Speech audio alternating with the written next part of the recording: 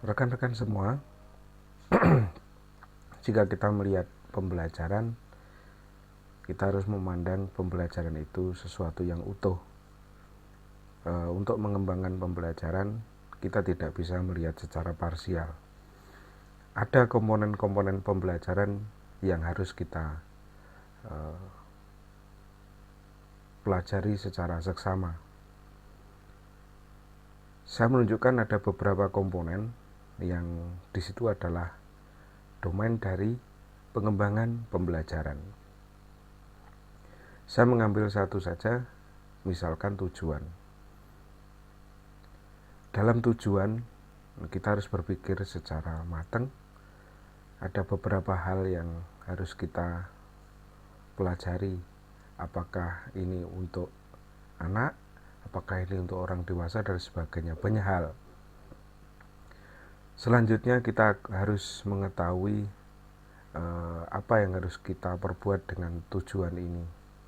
Apakah kita harus menganalisisnya terlebih dulu atau kemudian kita mengembangkan kemudian. Nah, saya menganggap ada satu hal yang penting, yaitu seandainya kita memilih salah satu yang sudah kita pahami bersama, yaitu taksonomi Bloom. Saya melihat dari taksonomi Bloom ini sesuatu yang cukup baik untuk kita pelajari bersama sebagai tujuan, dan saya memilih satu saja, yaitu pengembangan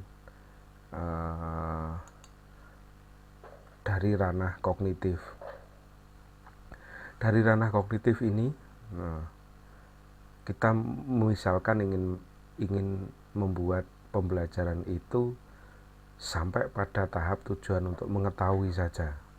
Ini mengetahui.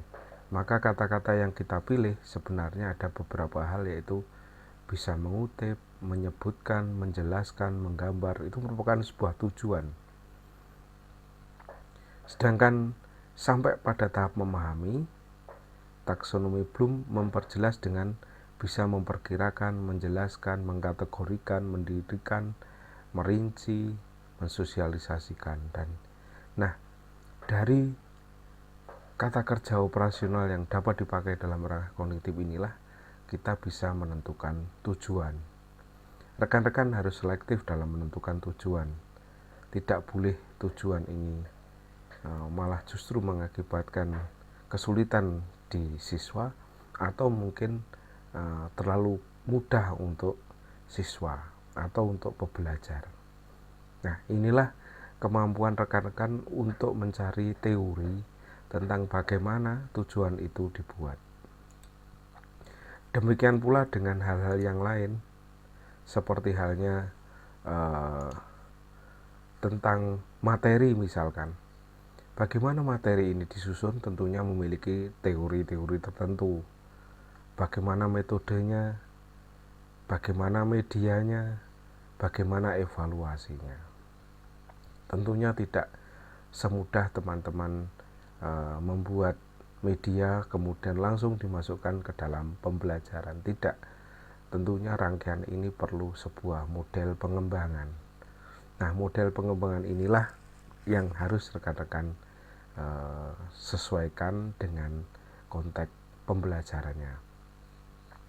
Rekan-rekan, sehingga yang penting dalam sebuah pembelajaran adalah rekan-rekan bisa menyatukan komponen-komponen ini sebagai komponen-komponen yang utuh, bukan sebuah komponen yang parsial.